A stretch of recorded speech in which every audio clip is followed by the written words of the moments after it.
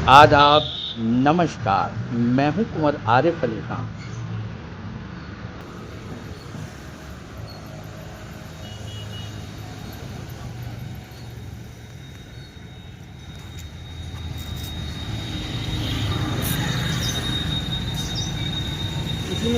संदर्भ और जो उपलक्ष्य है वो ऋचा शर्मा जी को यहाँ का मनरेगा जो योजना थी उसकी के कार्यकाल में लाई थी, उसको बिल्कुल छीण किया जा रहा है, उसका नाम बदला दिया जा रहा है, उसकी आत्मा बदली जा रही है। कांग्रेस एक राष्ट्रव्यापी इसके संदर्भ में आंदोलन करने जा रही है और जगह जगह विभिन्न जनपदों में उत्तर प्रदेश में समन्वयक नियुक्त किए गए हैं।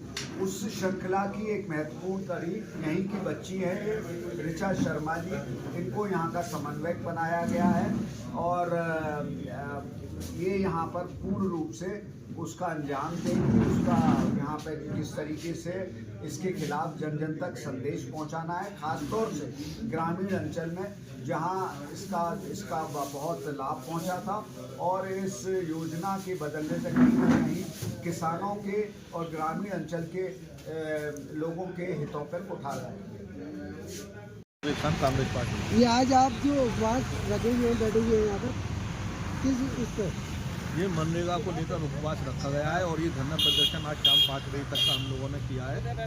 और जिस तरीके से सरकार मनरेगा का नाम जी राम जी कर बदल रही है, ये सिर्फ मनरेगा को ख़त्म करने की योजना है। जो गरीबों को 120 दिन रोजगार मिलता था साल में और टाइम पर उन्हें पैसा मिलता था, उसको घपला करने के लिए, जिनमें पहले हमारी सरकार सिर्फ 10% राज्य सरकार को और 90% राष्ट्रीय सरकार के पास रहता था। अब इन लोगों ने प्रदेश सरकार को 40% और राज्य सरकार को 60% रखा है, जिससे प्रदेश सरकारें और ज़्यादा घपले कर पाएँ और इसको ख़त्म करने के लिए इन लोगों ने इसका नाम दिया है। आगे चल के उसको ख़त्म कर देंगे। जिस तरीके से अभी कश्मीर में एक MBBS कॉलेज को जिस तरीके से खोल के इन्होंने बंद कर दिया है, इन्होंने देखा कि इसमें तो सरकार का खर्चा आ रहा है, जिस चीज़ पर सरकार खर्च करती है उसको बंद करके प्राइवेट में ले जाती है, जिससे कि सरकार को आमदनी होती रहे और उनके जो वित्त रहे अंबानी अंडानी वो आगे बढ़ सके। इससे पहले भी आपने धरना दिया था, लेकिन कोई सुनवाई अभी तक इसमें कोई बदलाव नहीं आया। बदलाव नहीं आएगा। हम धरना प्रदर्शन करेंगे, उग्र प्रदर्शन करेंगे। आगे हम ज़्यादा जनसंख्या में रोडों पर रैलियाँ निकालेंगे और ये पूरे 100 दिन के लिए प्रोग्राम रखा गया है। मनरेगा जब तक नहीं हटेगी,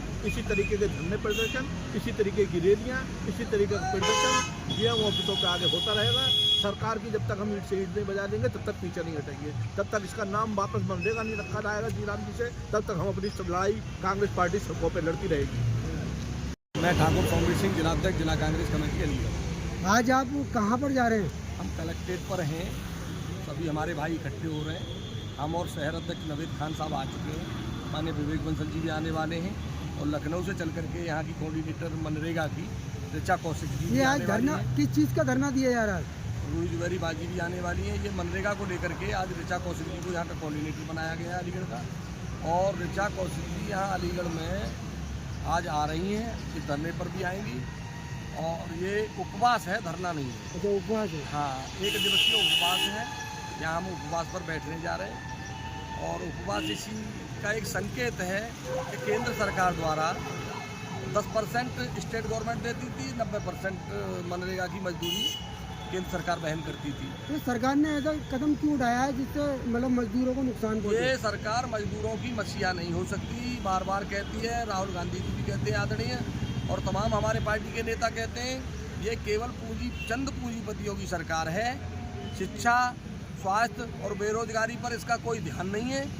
जिस देश में शिक्षा और स्वास्थ्य बेरोजगारी पर सरकारें ध्यान नहीं देंगी, वो देश गर्त में चला जाएगा। इंदिरा जी की सोच थी, दूरदृष्टि, नेक नियत, पक्का इरादा, और शिक्षा, स्वास्थ्य, बेरोजगारी पर ध्यान दिया, तो आज यहाँ तक हम पहुँचे हैं। हमारा देश तरक्की कर रहा है।